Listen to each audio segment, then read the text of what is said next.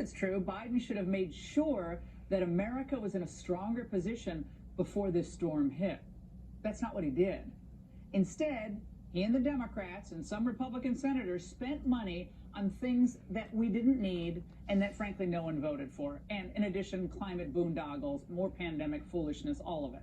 An infrastructure bill that some estimates claim only spends 7%, maybe 18% on traditional infrastructure like roads and bridges. It was all a lie. And after we've already spent $110 billion for a standoff, essentially, in Ukraine, Biden's just acting like another $100 billion, will cause what, our enemies to back off? Just look at these dollar amounts.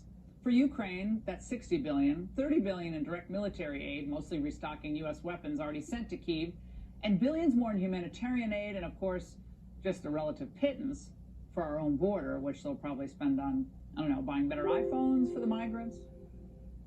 But look, I want everyone to understand this tonight.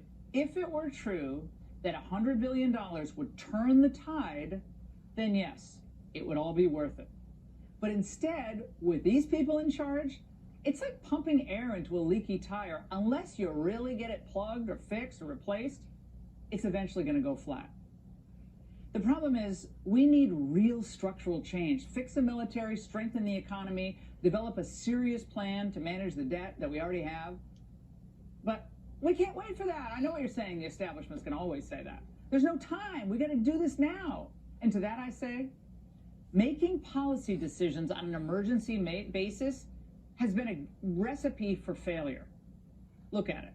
Since 9/11, Washington has borrowed money at an obscene rate and has never developed a serious plan to dig our way out of it.